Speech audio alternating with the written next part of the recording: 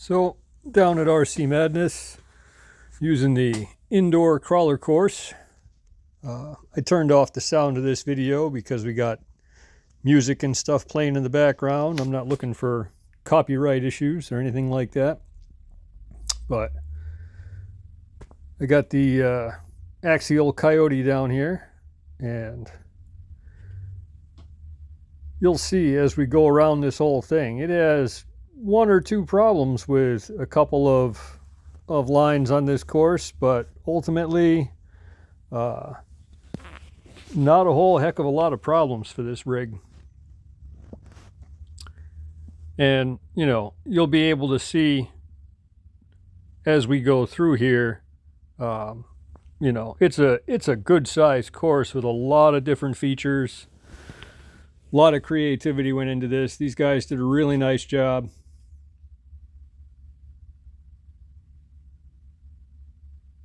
Getting over to the back side here.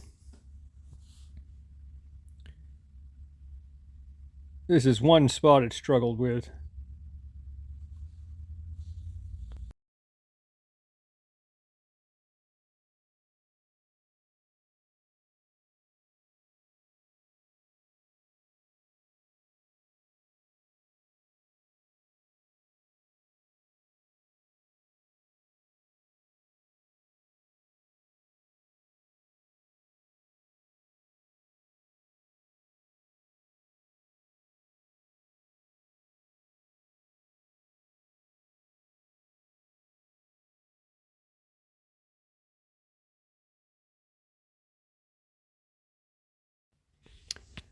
Gonna take a second go at that same line. Almost had it the first time, but sometimes you just gotta hit a little bit different approach angle, a little more, a little less throttle. There we go, up like almost nothing this time around. You just gotta pick the right spot, and this thing will do, you know, some pretty amazing stuff for something that's still completely stock. You know, there's still in this video nothing done to it. I did add one piece of brass across the bumper, which is homemade, etc. Just putting a little extra weight out front. But everything else, tires, gearing, motor, ESC, you name it.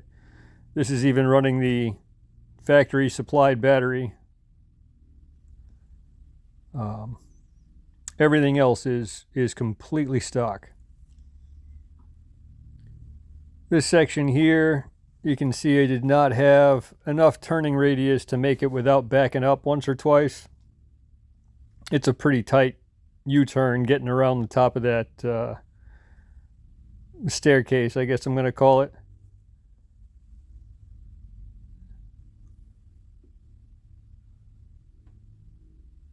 As we come down into this section here, I'm going to change the camera angle pretty soon so we can continue to follow it through the course.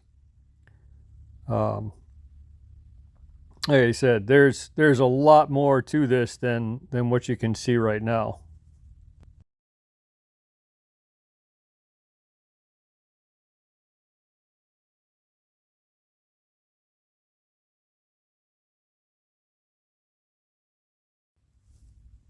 All right, so here is, you know, part of the course that you couldn't see. I'm going to go up this and then over to the other side, and on the other side there is a whole nother section behind this one.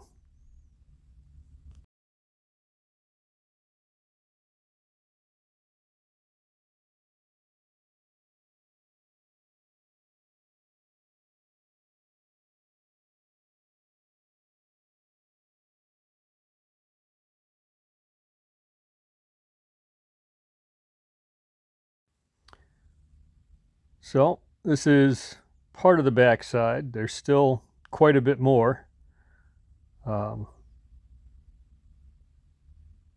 this bridge I have tried coming from the opposite direction with the C10 and the Ascent 18, both much smaller trucks. And, you know, there's actually a fair amount of this course that those two trucks can actually do. They can't get out the other side, but they can get across that. They can do a lot of this section that we're heading into over here. You got some mediocre camera work going on there for a second. I was trying to pause it in between moves, but I thought that, you know, this one would be an easy one just to grab the tripod and move the camera over, and clearly I was wrong, but we're past that now. Some of these angles are pretty steep by comparison to what the camera makes it look like. I know I've seen other YouTube videos where like it looks like they're climbing straight up a wall, and I expect some of that is due to, you know, camera angle work where I'm not capturing the correct angle, and, you know, it's making it look like a shallower climb than it really is. And I expect the opposite is true depending on how you get the footage. But this is the top of that platform, and we're going all the way up to the top level at this point.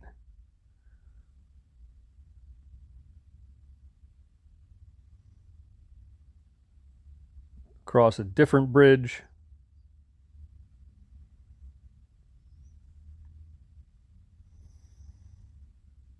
And I mean, there's even going to be some parts of this course that I didn't get on camera.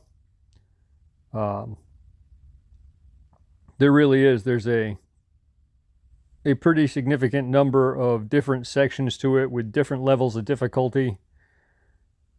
And, you know,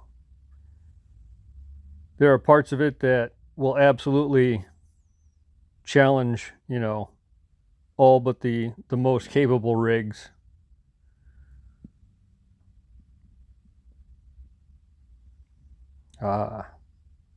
More subpar camera work. But, you know, this whole videotaping and talking to myself and all that kind of stuff is all new to me. It's a learning process. Hopefully someone other than me is getting something out of it. I do like this angle here.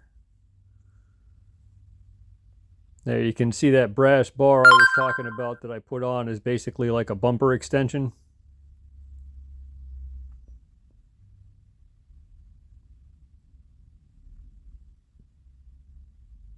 Got my nice creepy crawler on the top of the hood there. Made sure to add a significant amount of stickers to this. I'm calling it structural reinforcement, but really I'm just, you know, not a huge fan of the gold, so I'm doing my part to try and cover it up.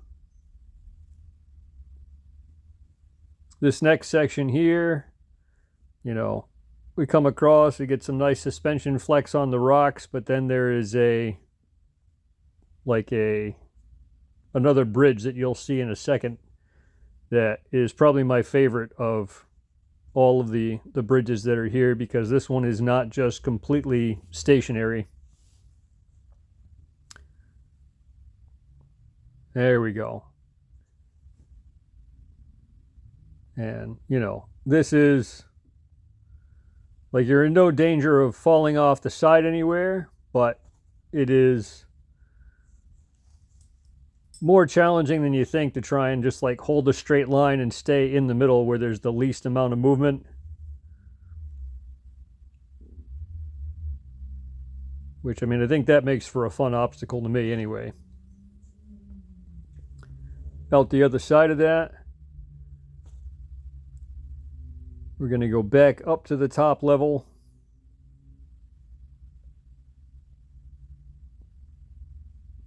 There's sort of a crossover here to where we were before.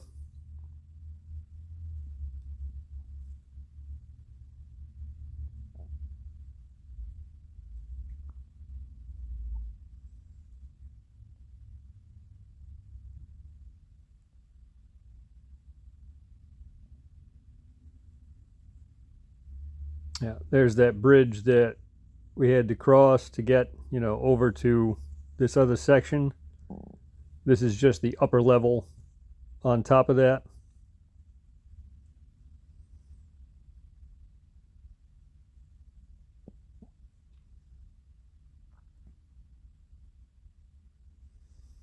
I do like the fact that they've, put that like mountain scenery in the background of stuff to give you that extra level of something where, you've got something on the wall that's not just blank wall or advertising.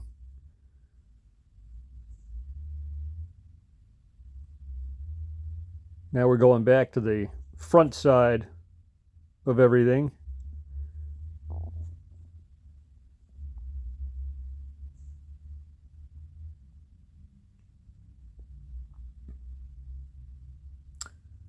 This descent right here really kind of highlights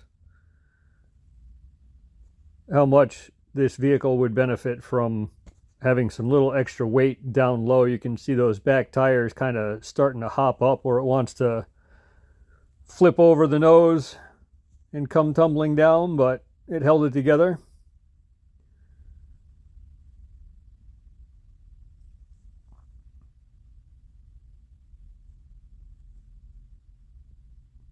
This is coming back around that rock face that, transitions from the front to the back of the climbing course. And ultimately we're headed back around towards where I started in the very beginning, which you'll see here in a minute.